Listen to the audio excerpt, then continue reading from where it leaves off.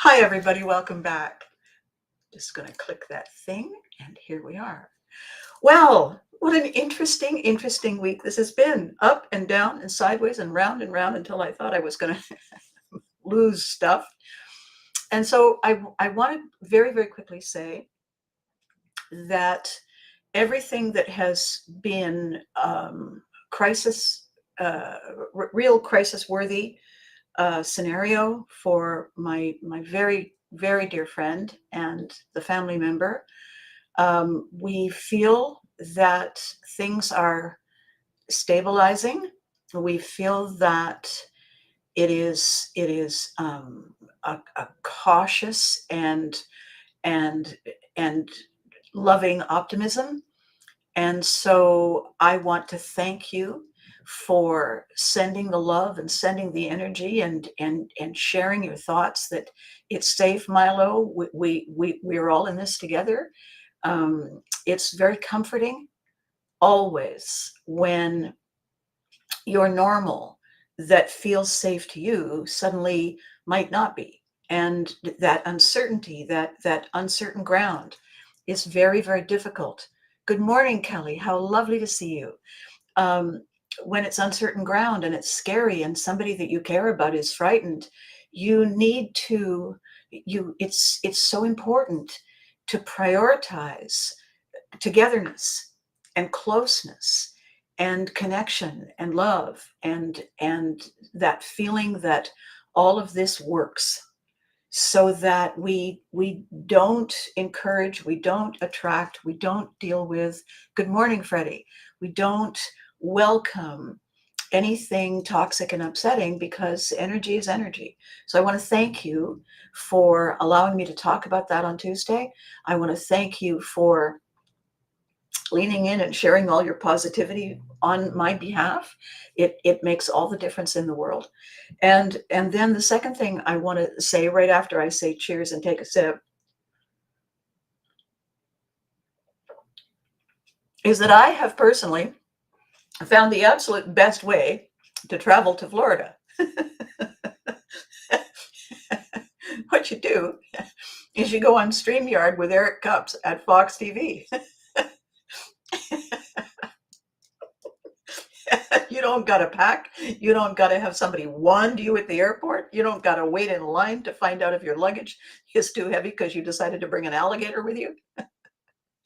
You don't have to do any of that stuff. And when you get off the plane and get hit by the humidity, no, you don't even have to do that. I have to tell you that yesterday, and for those of you who weren't watching the video on Tuesday, or in my sneaky video, my sneaky ABCAST on Sunday, Fox TV 13 in Tampa Bay, the lovely and talented Eric Cups reached out and said, "Hey, we're doing a whole new concept. It's a podcast on nostalgia entertainment. You want to chat on camera?" And I said, "Gosh, I don't know. It's all so sudden." So Eric and I got together with Mike, our guy pulling all the buttons and so on. And the most amazing thing, when we were talking, getting ready to go live, turns out that Mike's dad was in the Air Force and he was in high school in Germany. Not the same time as me, but it's a weird moment. What? Really? Where?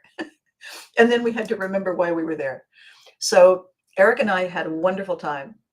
And I have no idea what he's going to be able to salvage from it. It went on, and he asked questions, and I answered them, and we laughed, and we made plans to make all kinds of crazy new content for new show concepts. He and I, with Mike listening in, and I don't know what'll come of that. However, the outcome, once he's edited the piece down to something that isn't like crossing the Alps with elephants, he's going to send it to me. So if you don't get to see it the way they get to see it in Tampa Bay, Orlando, and Gainesville, we will get to see it because I will be allowed to air it on all my platforms. How awesome is that? And who knows? When it was ending, I said, "Hey, Eric, want to do it again? Like if one of your next guests doesn't show up, pick me." He said, "Oh my God, really? Yes." So who knows? So that's two things. That's the cautiously optimistic, warm hug news about Milo, which feels amazing. Just checking because I thought I heard a ping. And then this amazing opportunity to talk to Fox TV. And Eric Cups, thank you, thank you.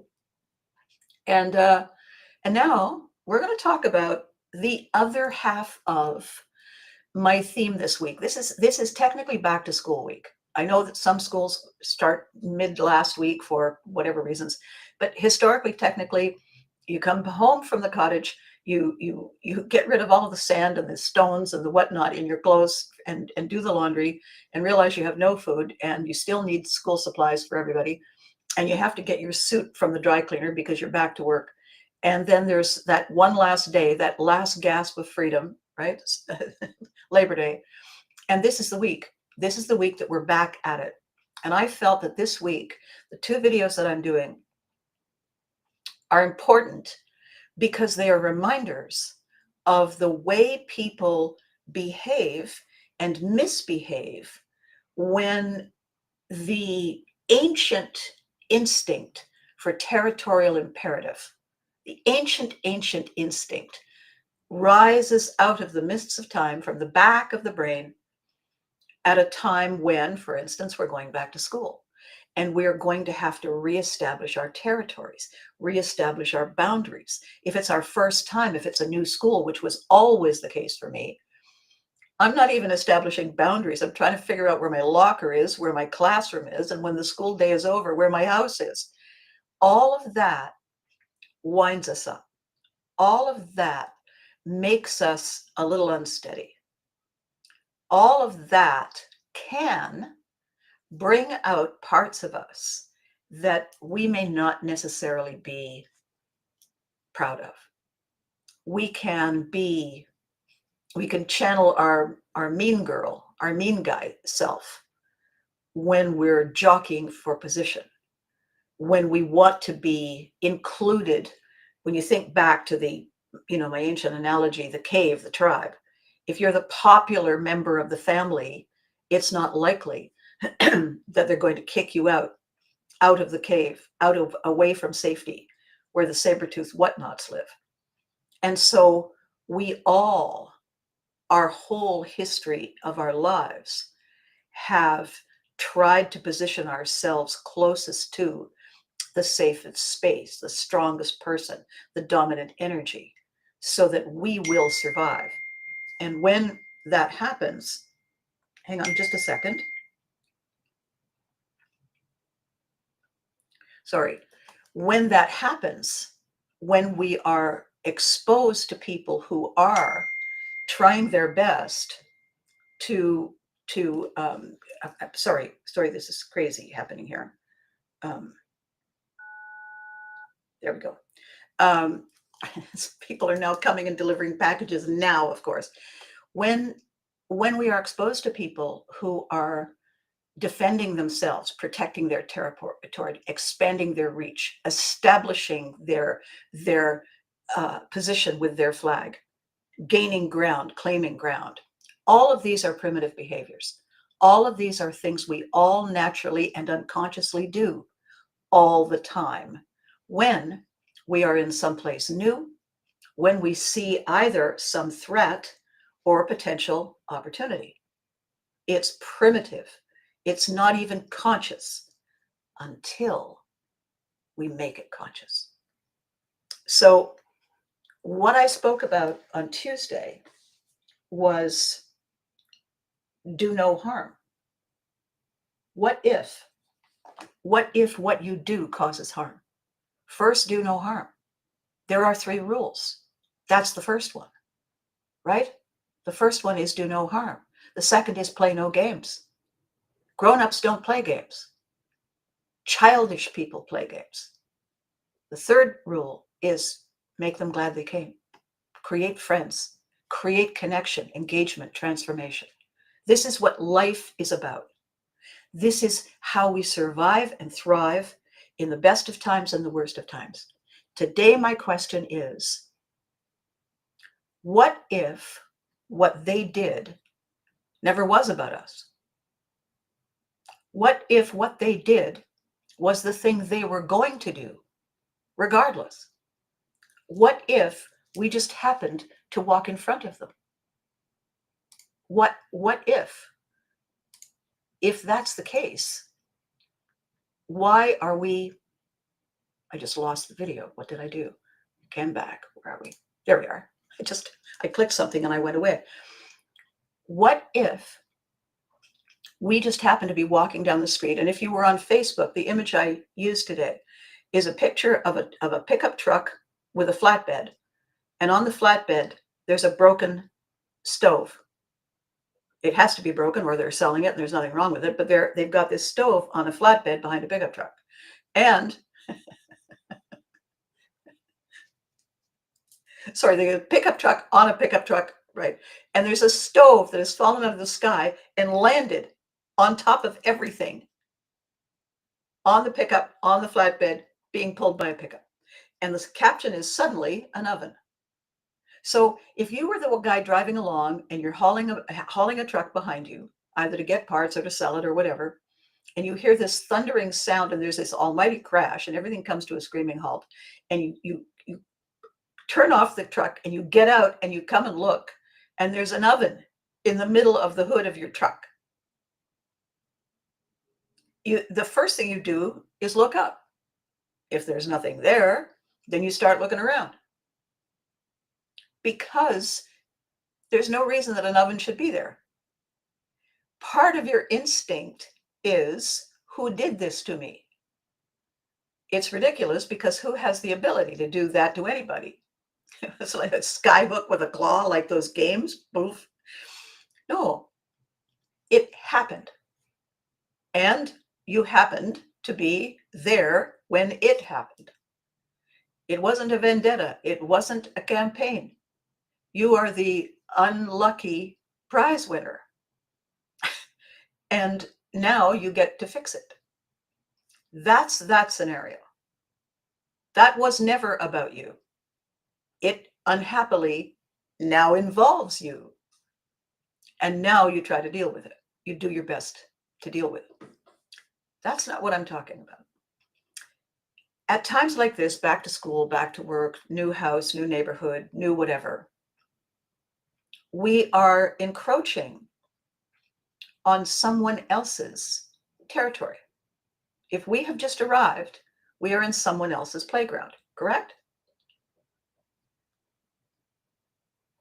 One of the things I always say when people say, oh, I love swimming in the ocean, I say, I have it. Yeah, me too. Me too. I just have a thing. I don't know when it's their lunchtime. Whose lunchtime?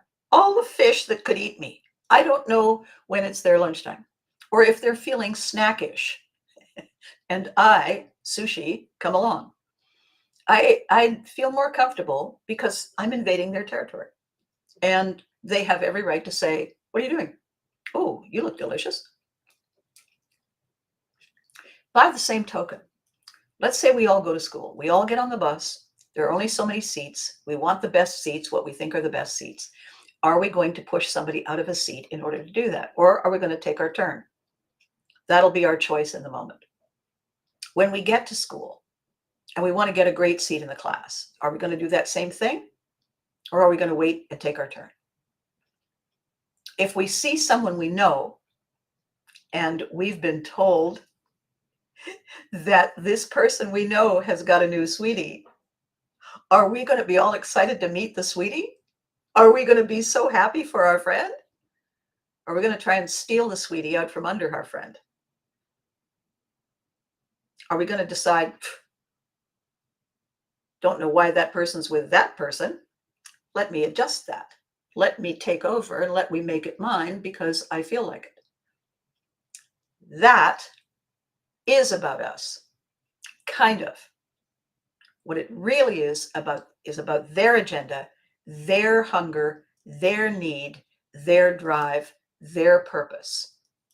And the reason I know it's not about us is because if they valued us, they would respect the unspoken rule. I'm so excited. I can't wait for you to meet my sweetie. Okay. I can't wait for you to meet my sweetie is not an invitation to do everything you possibly can to steal my sweetie, distract my sweetie, paint me in a bad light to turn my sweetie against me. That's not what I want you to meet my sweetie means. If that is what the person decides to do, it has nothing to do with us. Crazy though it seems, it has nothing to do with us. It is all about them and their immediate gratification. Period. If you go to the company where you have been working and there's a new decision maker, and the new decision maker decides to single you out and make your life a living hell, and you, for the life of you, can't think why, that's because it isn't about you. You are the convenient tool to use to leverage their way to a better position in their mind. In that case, what we are is collateral damage. When the instruction goes out to fire a rocket and the target is set and the rocket lands and it does its job, if something ricochets out of that event and hits us, or something near to us, or someone close to us, or some next thing that was on its way to happen, that is collateral damage. And it happens all the time because life overlaps. And, when the wave comes and it washes away something, all right, then we need to build it again. When the rain falls and it erases something we were working on, we have to build it again. It's collateral damage. It's not the gods saying, I pick you. It is. That doesn't help when we're hurt.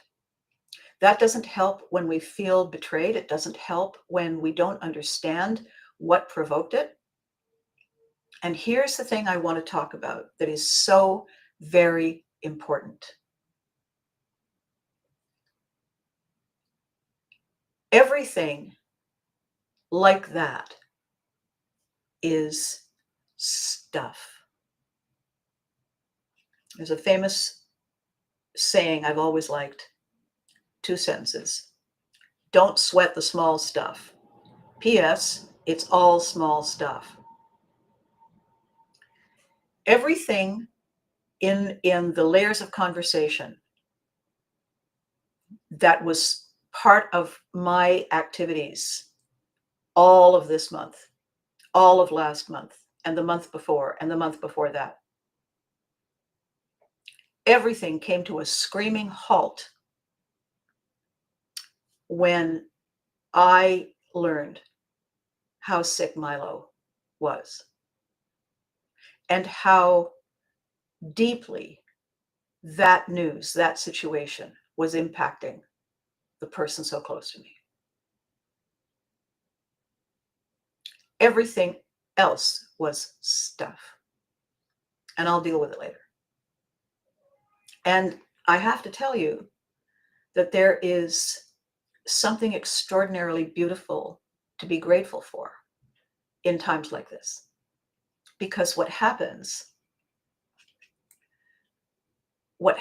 is we remember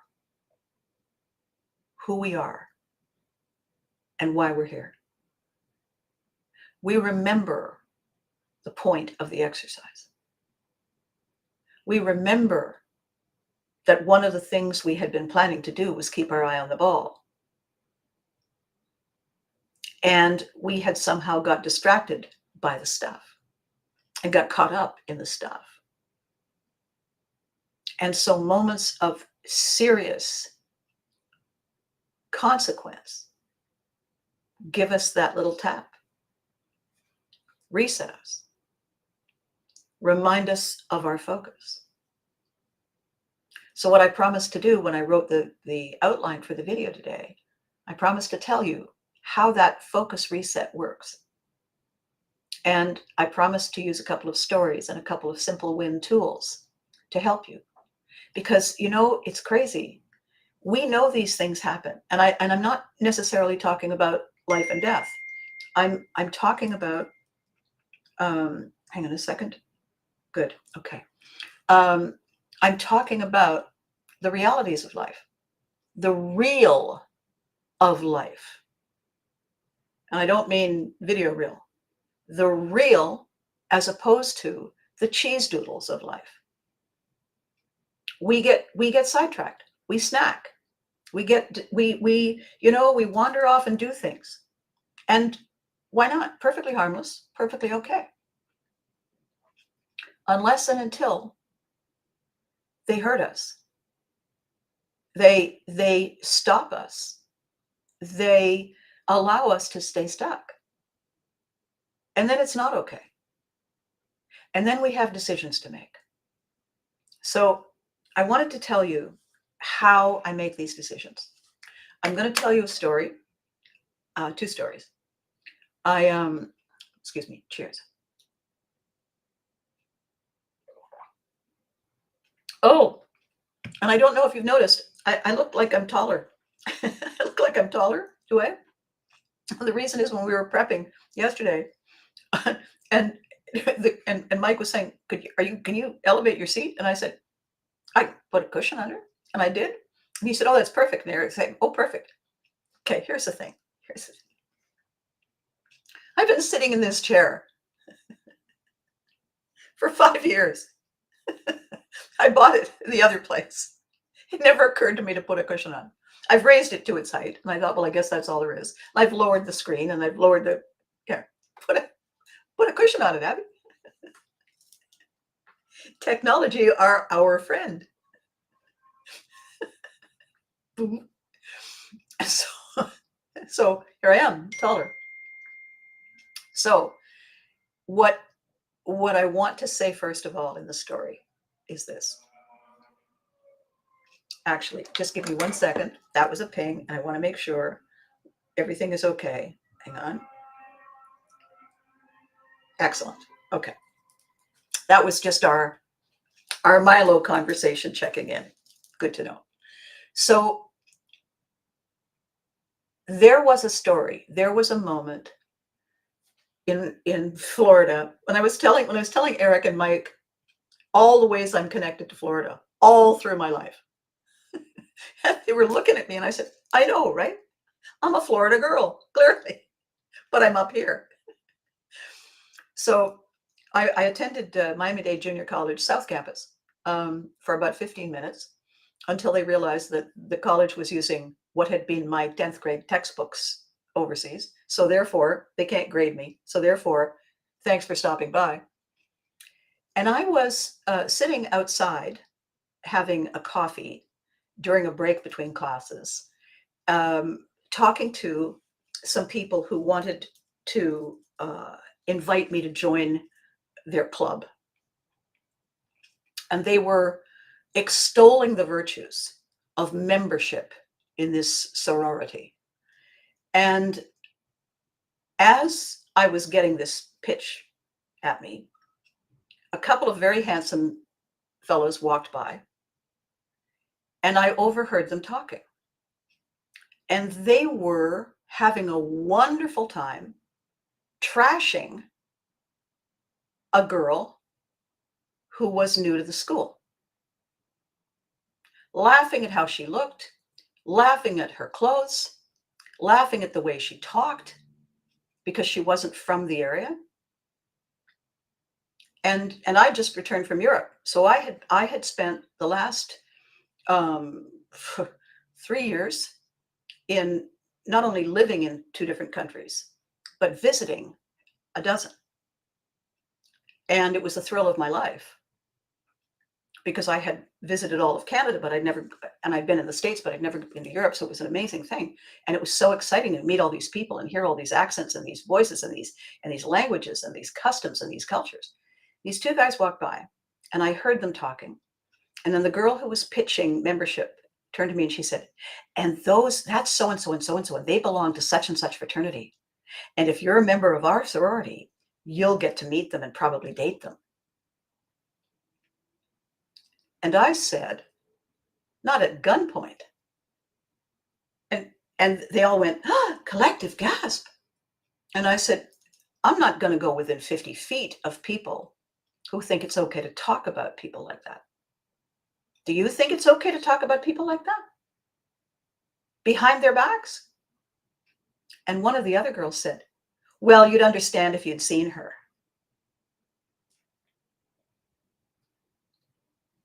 And I said, I understand you perfectly. Thank you. And I got up and I walked away. Why? I don't even know the girl they're talking about. I'll tell you why. Because at any given point in time, I was the girl they're talking about. We all go through a larva phase between childhood and teenage years. There was a moment in time when I was so unrecognizable. That year when they took the school pictures, my parents obviously ordered them, but they didn't put them up. Thank you. Just kept them and said, it's okay, sweetie, we'll put them in the drawer. Thank you. Gorm was, it's like the larva stage. It's between caterpillar and butterfly, right? Okay, who did those guys think they were? What kind of people are they going to grow up to be if that's who they already are? Do I need ever to be associated with them if that is considered standard? Do I need to be associated with those girls if that is considered, well, you'd know if you saw her? If you're drowning and there's a boat coming by and it's that girl in that boat, are you going to say, ooh, no, don't touch me? Or are you going to say, thank you, and let her rescue you? How awful. So, story one, lesson one, I do not wish to be associated with, I do not wish to be overwhelmed by, drown in that kind of toxic exclusivity. I do not ever see a reason to accept, to tolerate, to welcome, to endorse that kind of gratuitous cruelty. So, what if it never was about us? What if what they did just is what they do? Well, we get to vote with our feet. We get to say, no, thank you. I can love you from afar. I can cherish what we had. However, if this is how you are being, how you've always been, how you intend to be, I got stuff to do. Not that stuff. And the further I can move out of proximity to you, the healthier I will be. My inner peace will not have to brace itself against that kind of gratuitous exclusivity. That's story one. That's tool one. What is the tool? What is the simple win? No one is all bad. No one is all good. Everyone is flawed. We are all human. If we love people, if we connect to people, if we invest time and have times with people, we should cherish them. They are part of us. They are part of our fabric. That we cherish them does not mean we cherish everything. That we cherish it now or cherished it then doesn't necessarily mean we cherish the next thing. We're allowed to love this. We are not obligated to love that. And how we differentiate is by saying, I am so grateful. I am so grateful to have had what we had. Thank you. Some people are here for a short time in our lives. And I am forever grateful when they are. Some people are here for a long time in our lives. And I am forever grateful when they are. Story number two, living in close proximity with people for a brief time.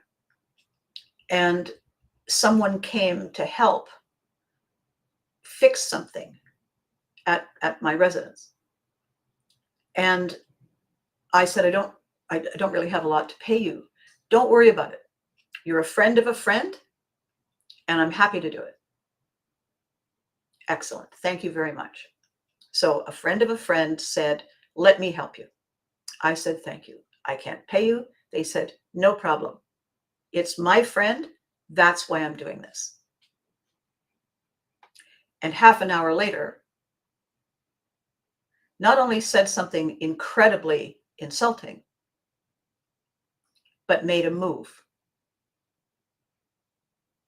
And I picked up my phone and I walked out of the house and I went to the next door neighbor and they let me in, and I got on the phone and I called my connection, my friend, and I said, come and get your friend out of my house.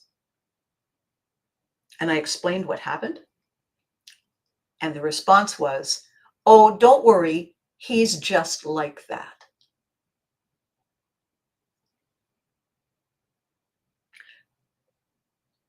And my neighbor said, what's going on? And I told my neighbor. And my neighbor said, come with me. And my neighbor walked me back and walked in and said, okay, buddy, you're done. Pack up your stuff. Who are you? I'm the neighbor. Oh, no. Pack up your stuff. And the guy packed up his stuff. And on the way out, he said to me, you'll be sorry. And my neighbor said, you understand that that's something that you can be charged with and put in jail? Threatening someone in front of a witness? And the guy left. And my friend, the neighbor, went to my friend and said, you're not welcome in this neighborhood. I didn't know that my friends had such a low opinion of me and felt that they could do whatever they wanted for whatever reason. It doesn't matter that I'm a single woman. It doesn't matter. They broke a rule. They behaved like friends, and then they proved not to be friends. And I, fortunately, happily, and the reason I had my phone was if the neighbor couldn't help me, I was going to call the police. Who was going to police my boundaries for me if it wasn't me? What if I said, well, I really need that repair done, and maybe, oh, well, it's just this once? Then their opinion of me would continue and grow, and I would be forever susceptible to them. That's that story. What is the simple tool? The simple win tool. The simple win tool is to remember we don't know what is going on in other people's lives. We don't know what their definition of acceptable and unacceptable are. We know nothing about them. We don't vet them. We don't know. We just assume, we trust, we based on, well, this is my friend and that's their friend and those, so therefore. If we do not do our due diligence, then, and I don't mean you must or sucks to be you. I mean, good morning, Eddie. I mean, it's a jungle out there. Don't be afraid every minute of the day. Also, don't walk around with your eyes closed. Look after you. If something is important to you, whatever that thing is, it's yours to own, it's yours to protect. If other people make fun of you or suggest that you're overreacting, that's mean girl high school, mean guy high school. That is not grown-up behavior. That is arrested emotional development behavior, mostly triggered by fear. I got to be the toughest guy. I got to be the toughest guy. I'll find a weak guy so I can be the toughest guy. This is what happens when we return to places. You're nomadic animals and you travel across the savannah. And when you come back to the watering hole, everybody has to reestablish dominance. Normal. The third story I want to tell you pretty important too. Hang on a second.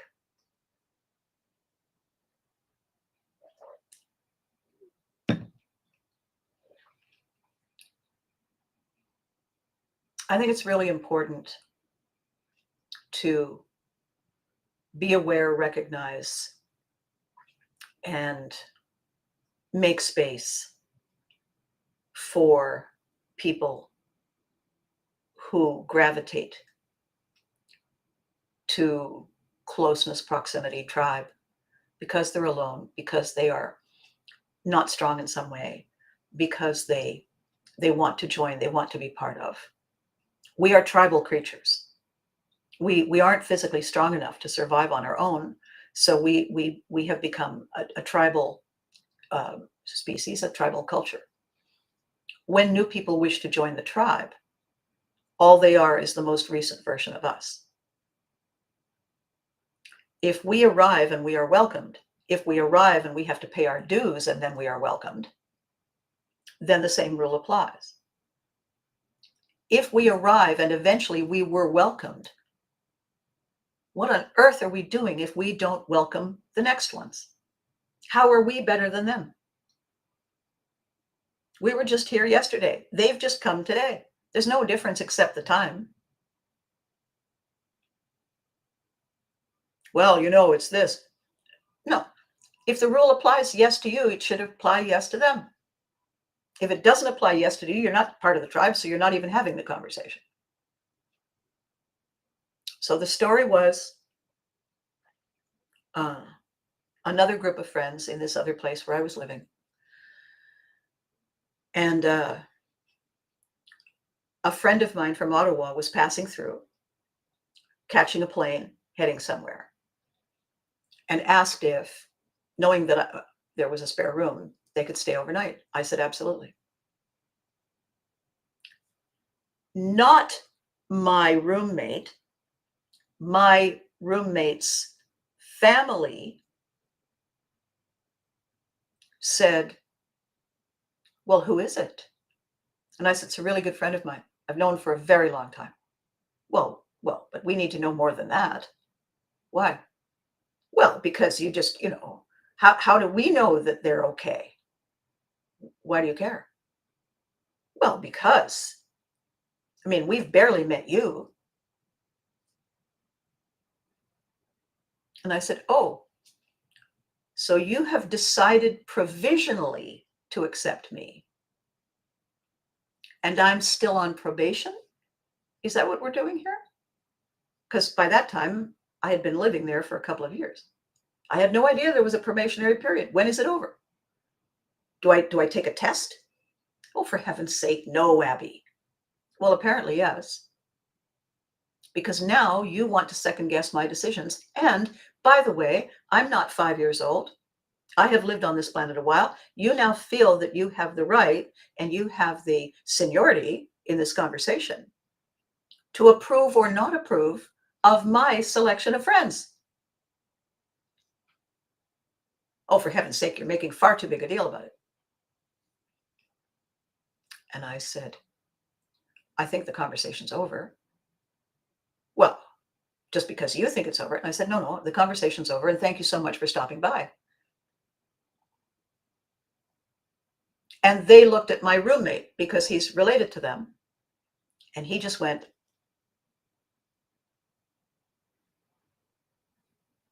now that is the third kind of territorial imperative. That is a fear-based need to make sure everybody gets to decide if you are okay and your ideas are okay and who you bring are okay. It's the worst possible extension of, we need to meet the young man or the young lady that you're planning to go to the prom with. We want to know, as my grandmother used to say, who are his people? We want to know their antecedents. Fair enough. That's good. That's very comforting. I'm not by myself. They are behaving in a certain way, like that neighbor who said, get out. Except that if it's a friend and I have done a good deed, You don't get to weigh in until later. And when one of these people said, well, we're going to need to meet them when they're here, I said, well, we're going to be very busy. It's just an overnight stop. And from that day, I said, that changes everything. When I spoke to my roommate later, and the roommate's answer is, oh, you just got to understand them. And I said, no, I don't. Because they have chosen not to understand me. I do not need to be the one to do it for both of us. I come to the line, I bring my thing, I'm offering, I'm here, and I have been rejected quite clearly. So no, I'm going to love them from afar. They're here, they're part of it. When they come, because they'll come, it's fine. However, I'm not going to proudly introduce them to people and say, these are my, no. And I'll tell you why. Because they don't qualify. My very, very good Viking friend, who constantly reminds me of this, has always said, never forget that no matter how strong they were and how big the boat was, Vikings had to qualify for a seat in the boat. And we get to choose if they pass or fail. So in these days, yes, doesn't it, Eddie? You'd know if you saw her. Horrible. Just skin crawling. So in these days of coming back from and reestablishing dominance and place in tribe, place in cave, place at the front or the middle or the back of the class, place on the team. I want us to go back to Tuesday. First, do no harm. Second, play no games. Third, make them glad they came. If you choose to do something unkind, if you choose to do something gratuitously cruel, if you choose to say, I don't care how you feel, I don't care what it does to you, then you have chosen to live by the opposite of the eternal rule, which is the freedom to swing your fist stops beyond my nose. If you choose to test the rule, ultimately you lose. Ultimately they lose. Because no one has any idea how vast the potential is when we have an opportunity to be gracious, to be good, to be kind, to be generous, to share the joy and the abundance. Nobody can even begin to imagine the ripple effect. I want to tell you something really quite extraordinary that makes me very proud every time it comes up. In 2015, I've already told the story. In 2015, I met someone. He was the second husband of a beautiful woman who had been horrifically abused all of her childhood, and then married someone who was lethal. And he became, as most domestic violence abusers do, increasingly dangerously violent. And one day, for no particular reason that matters, he hit her on the back of the head with a crowbar and took the children and went to his parents' house for a barbecue and left her to die. He didn't look back. And when he came back with the children hours later, and she wasn't dead, she had not had the strength to call for help, he said, oh, well, now maybe you'll listen. The result of that blow triggered grand mal epilepsy and an extreme difficulty reading. And so when her beautiful, wonderful second husband came along, and found me and reached out to me and knew that I was a publisher and a writer. And he said, I want the book. I want the story told. I want my wife to know she's a hero. I want the world to know that my wife is a hero. And I said, you got it. So the first book, we detailed all the things that had happened to her in all the situations. And there were so many that by the time the book was ready to publish, I realized I'd made a horrific mistake in that nobody would read it and say, oh my God, that's me. Because I'd never heard of anybody having that much happen to them. So I went back to the husband and I said, I'm not planning to, boost the cost of this project, but we're not going to achieve the thing we wanted, which was to get the word out that this happens.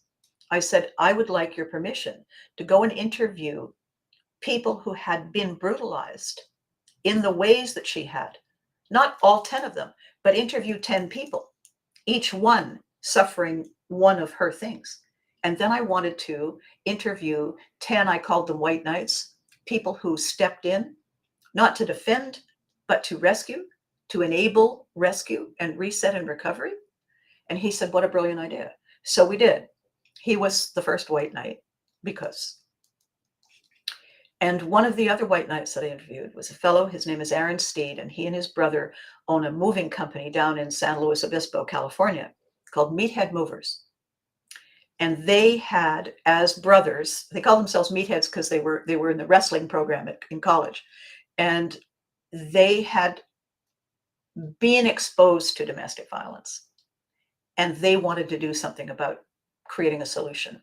So they worked hand in hand with the police and the shelter organizations. And they came up with a plan that when somebody called for help, the help would call them. And their deal was they would move a domestic violence victim for free, get them out, but with police help, so that the abuser comes home and sees somebody and could charge them with theft, right? So with police help, they would move the person, get them to a safe space, and then the shelter would take care of the rest of it. So when the books were all published and we sent copies to everybody who had been interviewed, someone visiting an office saw those books in the waiting room, picked up the one on white knights, read Aaron Steed's chapter. As it happens, he was planning to start a moving company. He read Aaron's chapter. He didn't look me up. He went home. He contacted Aaron and asked him to be a mentor. Aaron said yes. Didn't contact me. Didn't have to. All of a sudden, though, I get a note that a new moving company had launched in Toronto, Canada, called Shelter Movers. And it was Aaron Steed's blueprint. And what happened just the other day on Facebook was a notice, a comment, a post. And I suddenly realized that Shelter Movers today is all across Canada. It's Canada-wide. It's in every major city. Not because of me. I am merely the messenger that passed it along and spread it wide, and everybody else did the same. And the next thing you knew, the people who needed to know said, yeah. And everybody along the way has been the mentor to the next person who needed it. If I can unwittingly, unknowingly be part of something that powerful, that important, that life-changing, if I can revert Eric Cups on Fox TV from a perfectly normal grown human being to a 12-year-old in the middle of talking to me, and we laughed and laughed and laughed about everything, what on earth would I be thinking to invest my time and my energy and my feelings in behavior that is toxic, selfish, and deliberately condescending, disrespectful, uncaring? gratuitously cruel. I got choices. I always talk about the fact that a penny has three sides. Any coin has three sides. The upside is the positivity. The downside is the negativity. Heads, tails. The edge is the choice we make every day. It's the side we spin on. It's up to us to say, oh, well. It's also up to us to say, thank you. No, thank you. Love you from afar. And walk away. Because the real stuff is the Milo stuff. The real stuff is all of you. The real stuff that makes everything magical is what matters. The other stuff is just stuff. And it never was about us. So there's no point, no purpose, no value in wondering, why did they do that? They did it because they felt they should. When people say it should never have happened, well, it had to happen because it happened. So it is either a lesson or a trauma that we don't treat and we don't heal. We've got all kinds of wonderful stuff happening. The opportunity with Fox TV, with Fox 13, is not a reset. It's not a Abby sitting behind the table saying, and how should I sign the picture for you? No. Eric said, so what are you really doing? And I said, I'm really a mentor. I'm really a success and resilience coach. And he said, can I sign up? I said, absolutely. I've been a success and resilience coach since I was mom and a Care Bear or two. And now I'm just doing it in a different way on different platforms. And I am aided and abetted by all of you. So with that said, just before I go, checking the time to see how long I've been today, Gary Swithenbank and I have some exciting plans, some really interesting connecting things that are just kind of falling into place. And very soon I'm going to have substantial, actual, this is what it is, this is how it is, this is how we do it. And I can't wait. You've been so patient. The whole thing from the very beginning of Pivotry in Motion began in 2019, for heaven's sakes. It's getting ready to go to high school, for God's sake. So bear with me, stick with me, hang on. All the things that I've been planning and talking about are coming into focus and coming into view. And I know you can't wait. I can't wait. So I want to thank you. I want to thank you for telling your friends. I want to thank the new people on Instagram and LinkedIn and YouTube and Facebook and Twitch. All of you deciding to say, what's she up to? Today, ABCAST 390. That's pretty cool. And on ABCAST 390, I realized I could sit taller in the chair using the high technology of a pillow. The more things change, the more they don't. So with all of that said, please be good to you. You deserve it. Be good to your loved ones. They deserve it too. And my corollary today is try to remember in the midst of that, as uncertain as you may be about anything at any time, everyone else is going through it too. If somebody makes an honest mistake,